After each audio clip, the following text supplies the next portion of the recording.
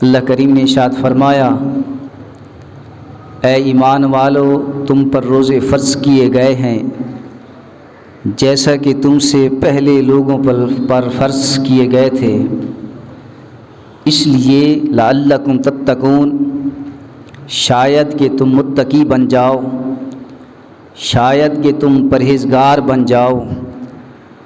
قرآن کی اس آیت کے اندر اللہ کریم نے صیام کا لفظ فرمایا، یا ایھا الذین آمنوا کتب علیکم الصیام۔ صیام کا معنی روزے، اور صیام صوم کی جمع ہے۔ صوم کا معنی ہے روزہ۔ روزے کو عربی میں صوم کہتے ہیں۔ صوم تو روزہ کسے کہتے ہیں، روزے کا معنی کیا ہے، روزے کا لغوی معنی کیا ہے، روزے کا اصطلاحی شرعی معنی کیا ہے، روزہ کسے کہتے ہیں۔ صوم یہ عربی کا لفظ ہے۔ صوم کا لغوی معنی خاموش رہنا بھی ہے، چپ رہنا بھی ہے، باز رہنا بھی ہے، رک جانا بھی ہے، درست ہونا بھی ہے۔ صوم کے لغوی معنی بہت سارے معنی ہیں۔ جیسے اللہ کریم نے ارشاد فرمایا، جب حضرت مریم علیہ السلام سے لوگوں نے سوال کیا تو حضرت مریم علیہ السلام نے خدا کے حکم سے جب جواب دیا، انی نذرت للرحمن صوما، بے شک میں نے نظر مانی ہے رحمان کے لیے، صومن، روزے کی یعنی خاموشی کی۔ قرآن کی اس آیت میں صوم کا معنی خاموشی ہے۔ اسی طرح صوم کا معنی باز رہنا بھی ہے، رک جانا بھی ہے۔ جب سورج طلوع ہوتا ہے اور عین نصف النہار کے وقت سر کے اوپر سورج آ کر چند منٹوں کے لیے رک جاتا ہے، سورج کے اس رکنے والے وقت کو صوم النہار کہتے ہیں۔ تو صوم کا معنی رک جانا بھی ہے، صوم کا معنی باز رہنا بھی ہے۔ جیسے لغت کے اندر ہے کہ گھوڑا تیز چلتے چلتے رک گیا، عربی میں کہتے ہیں سام الفرس، رک گیا، گھوڑا رک گیا۔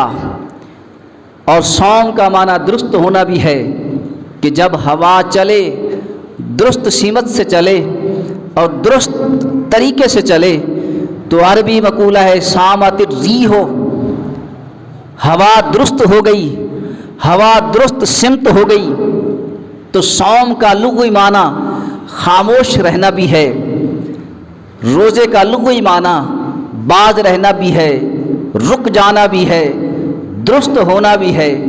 اور اس کا شرعی اور اصطلاحی معنی یہ ہے کہ بندہ کھانے پینے، جماع کرنے، برائی کرنے سے اپنے آپ کو روک لے اور خدا کی عبادت کے لیے کمر بستہ ہو جائے، اسے روزہ کہتے ہیں۔ روزے کی شرعی حیثیت یہی ہے۔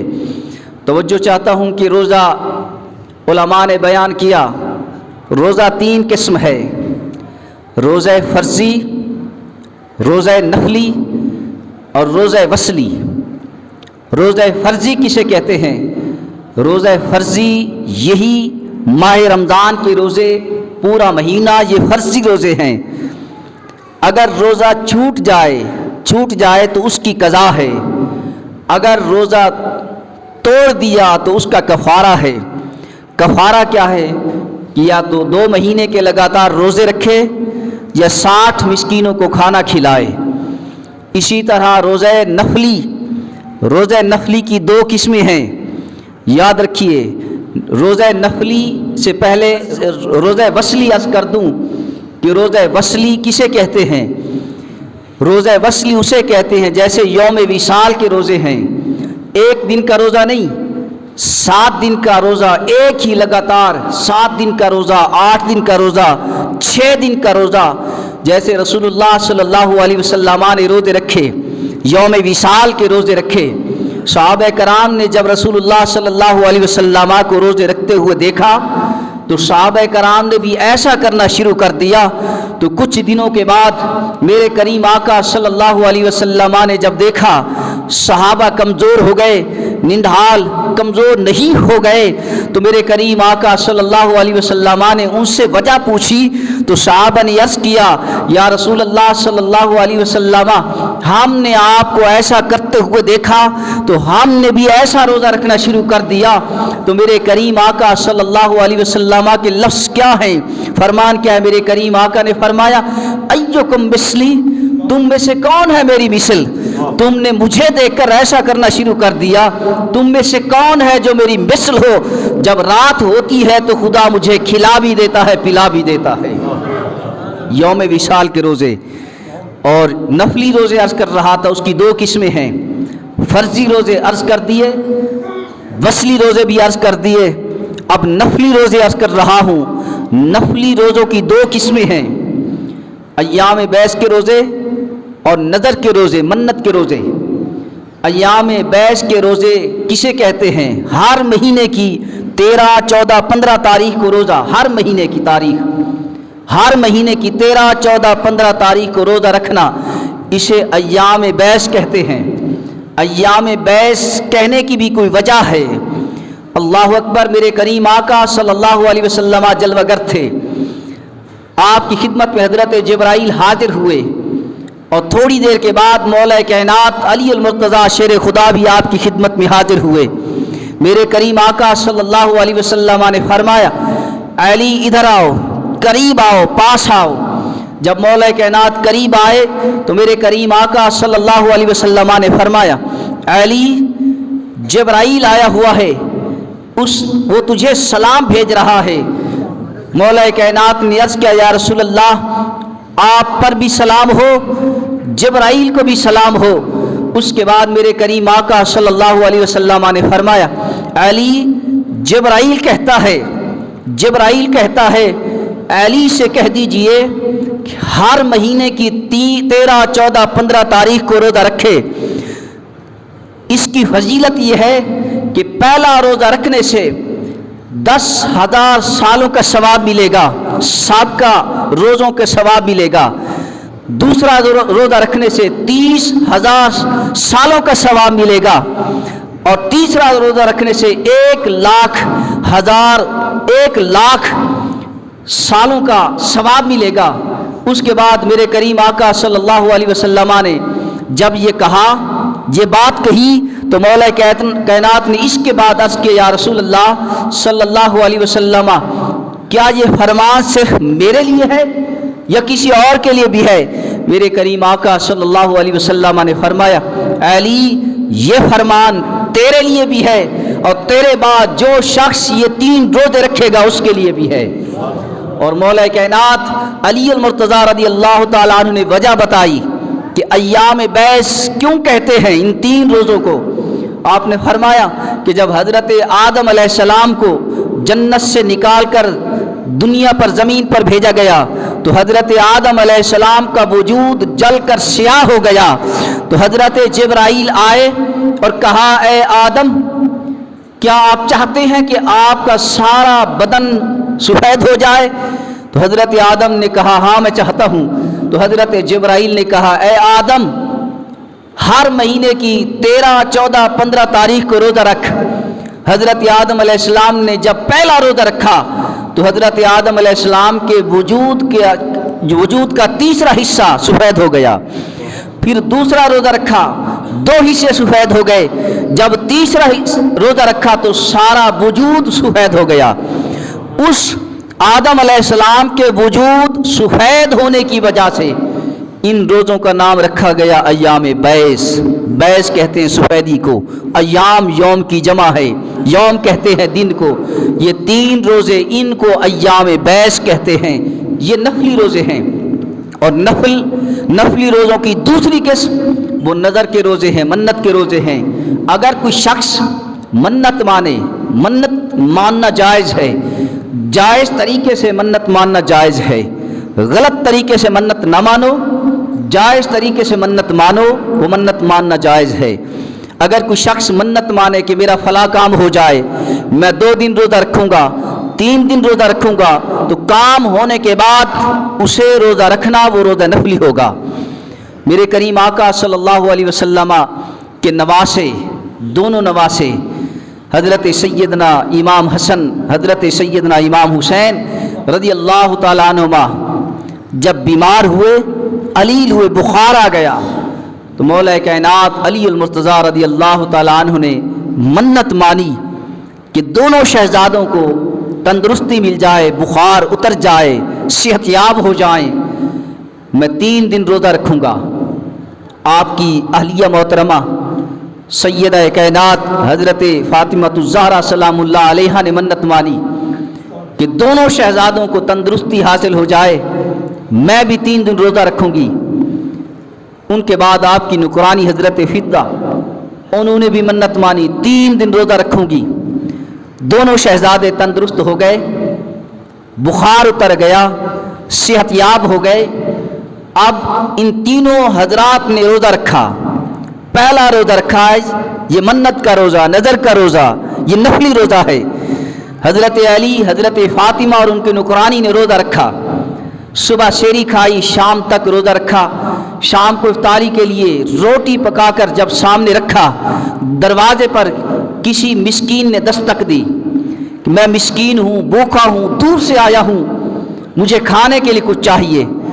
तीनों हजरात ने वो इफ्तार का वो जो खाना तैयार किया हुआ था उठाकर उस मिस्कीन को दे दिया, खुद पानी से इफ्तार किया। दूसरे दिन रोज़ा रखा, इफ्तारी के वक्त फिर खाना तैयार करके सामने रखा। फिर एक कैदी आया, उसने दस्तक दी, मैं कैदी हूँ, काफ़ी दिन से भूखा हूँ, मुझे खाना चाहिए। दूसरे दिन का रोज़ा भी इन तीनों साहबानों ने उठाकर उस कैदी को दे दिया, खुद पानी से इफ्तार किया। तीसरा दिन हुआ, तीसरे दिन का रोज़ा रखा। फिर शाम को खाना तैयार करके इफ्तारी के लिए सामने रखा। फिर एक यतीम आया, दरवाजे पर दस्तक दी, मैं यतीम हूँ, मैं लावारिस हूँ, मेरा कोई नहीं, मुझे खाना चाहिए। तीनों हज़रात ने तीसरे दिन का खाना भी जो इफ्तारी के लिए तैयार किया हुआ था उठाकर उस यतीम को दे दिया। 3 दिन मुतवातर इन हस्तियों ने पानी से इफ्तार किया। 3 दिन के बाद जब मेरे करीम आका सल्लल्लाहु अलैहि वसल्लम अपनी बेटी के घर आए, देखा कि इन तीनों हस्तियों की तबीयत कमज़ोर है, सेहत कमज़ोर है। मेरे करीम आका सल्लल्लाहु अलैहि वसल्लम ने पूछा, ए अली, ए फ़ातिमा, क्या हुआ? इन हजरात ने सारी कहानी सुनाई। हज़रत फ़ातिमा ने कहा, बाबा जान, बात यूँ है, हसनैन करीमैन रज़ी अल्लाह ताला अन्हुमा बीमार थे, उनकी सेहत याबी के लिए हमने मन्नत मानी थी। 3 दिन रोज़ा रखा। इफ्तारी का पहला दिन आया, मिस्कीन आ गया, दूसरा दिन आया, कैदी आ गया, तीसरा दिन आया, यतीम आ गया। तीनों दिन हम खाने का, इफ्तारी का खाना तैयार करते रहे ताकि रोज़ा इफ्तार करें, और तीनों दिनों का खाना हम उठाकर उन सवालियों को देते रहे, खुद पानी से इफ्तार किया। इस वजह से हमारी तबीयत, हमारी सेहत कमज़ोर हो गई। मेरे करीम आका सल्लल्लाहु अलैहि वसल्लम ने फरमाया, ए अली, ए फ़ातिमा, क्या तुझे खबर है कि तुम्हारे दरवाजे पर आने वाला वो यतीम कौन था? तुम्हारे दरवाजे पर दस्तक देने वाला वो कैदी कौन था? तुम्हारे दरवाजे को खटखटाने वाला वो यतीम कौन था? दोनों साहिबानों ने अर्ज़ किया, या रसूल अल्लाह, आप बेहतर जानते हैं। मेरे करीम आका सल्लल्लाहु अलैहि वसल्लम ने फरमाया, तुम्हारे दरवाजे पर आने वाला यतीम यतीम न था, तुम्हारे दरवाजे पर आने वाला कैदी कैदी न था, तुम्हारे दरवाजे पर आने वाला मिस्कीन मिस्कीन न था। जो कभी मिस्कीन की सूरत में आता, जो कभी यतीम की सूरत में आता, जो कभी कैदी की सूरत में आता, वो ना यतीम था, ना मिस्कीन था, ना वो कैदी था, वो जिब्राईल अलैहिस्सलाम थे। तुम्हारे दरवाजे पर आते, तुम्हारा इम्तिहान लेते, तुम इम्तिहान में कामयाब हो गए। अल्लाहु अकबर। कहने का मकसद ये है कि मन्नत के रोज़े भी जायज़ हैं। अगर कोई शख्स मन्नत माने मेरा फला काम हो जाए, मैं इतने दिन रोज़ा रखूँगा, तो वो रोज़े रखना, काम होने के बाद वो रोज़े रखना, वो नफली रोज़े हैं, लेकिन वो रोज़े रखना उसके लिए ज़रूरी है। लिहाजा रोज़ों की ये 3 किस्में हो गई, रोज़ा फ़र्ज़ी, रोज़ा नफली और रोज़ा वसली। याद रखिए, रोज़ादार की बहुत बड़ी फजीलत है। रोज़ादार की, रोज़ादार अगर कोई शख्स کسی روزہ دار کو روزہ افطار کرائے تو کرانے والے کی اللہ کریم اس کے سارے گناہوں کی بخشش فرماتا ہے، تو جو روزہ دار تھا اس کی فضیلت کیا ہوگی؟ میرے کریم آقا صلی اللہ علیہ وسلم نے فرمایا من فطر فیہ صائما کان لہ مغفرۃ لذنوبہ۔ میرے کریم آقا صلی اللہ علیہ وسلم نے فرمایا کہ جس شخص نے کسی روزہ دار کو روزہ افطار کرایا کان لہ مغفرۃ لذنوبہ، اللہ کریم اس کے سارے گناہ بخش دیتا ہے جو روزہ افطار کرائے۔ اور آقا کریم صلی اللہ علیہ وسلم نے فرمایا روزہ افطار کرانے میں پہل کیا کرو، کوشش کرو کھانے سے افطار کراؤ، کھانا نہ ہو کھجور سے افطار کراؤ، کھجور نہ ہو پانی سے افطار کراؤ۔ میرے کریم آقا صلی اللہ علیہ وسلم نے فرمایا کھجور سے، یاد رکھیے کھجور سے اور پانی سے روزہ افطار کرنا یہ سنت ہے، کھجور سے اور پانی سے۔ پہلے کوشش کرو کھجور سے روزہ افطار کرو، کھجور نہ ملے تو پانی سے افطار کرو، کھجور اور پانی سے افطار کرنا یہ سنت ہے۔ اور میرے کریم آقا صلی اللہ علیہ وسلم نے فرمایا کہ جو شخص سحری کھاتا ہے، سحری کھایا کرو، سحری کی بہت بڑی فضیلت ہے، سحری ساری کی ساری برکت ہی ہے۔ حضرت انس رضی اللہ تعالیٰ عنہ روایت فرماتے ہیں کہ میرے کریم آقا صلی اللہ علیہ وسلم جب سحری کے لیے اٹھتے، کھانا سامنے ہوتا، میرے آقا خود صحابہ کو بلاتے، جب وہ قریب آتے تو میرے کریم آقا فرماتے یہ سحری کا کھانا ہے، کھاؤ، یہ برکت کا کھانا ہے، یہ برکت والا کھانا ہے۔ میرے کریم آقا صلی اللہ علیہ وسلم نے فرمایا سحری کھاؤ، حتیٰ کہ اگر ایک گھونٹ بھی پینا پڑے تو گھونٹ پانی کا ضرور پی لو، سحری کے ساتھ شریک ضرور ہو جاؤ، اس کی بہت بڑی فضیلت۔ اور میرے کریم اتنی فضیلت کہ میرے کریم آقا صلی اللہ علیہ وسلم نے فرمایا کہ جو شخص سحری کھاتا ہے فرشتے اس کی ذات پر درود بھیجتے ہیں، یعنی رحمت بھیجتے ہیں۔ پانی، سمندر، دریا کے اندر رہنے والی مچھلیاں بھی اس کے لیے دعائیں مغفرت کرتی ہیں، فرشتے درود بھیجتے ہیں، درود بمعنی رحمت، درود بمعنی رحمت، فرشتے اس شخص پر درود یعنی رحمت بھیجتے ہیں جو شخص سحری کھاتا ہے۔ اور آقا کریم صلی اللہ علیہ وسلم نے فرمایا کہ جو شخص سحری کھائے اس کے لیے پورے دن کے روزے کے اندر اللہ کریم قوت پیدا کر دیتا ہے، اور جو شخص دن کو قیلولہ کرے یعنی تھوڑی دیر کے لیے آرام کرے، سوئے، اللہ کریم اس شخص کے لیے رات کی شب بیداری کی عبادت میں طاقت پیدا کر دیتا ہے۔ سحری کی بہت بڑی فضیلت، فرشتے دعائیں کرتے ہیں، فرشتے رحمتیں بھیجتے ہیں، اللہ اکبر۔ اور افطاری کی اپنی فضیلت ہے۔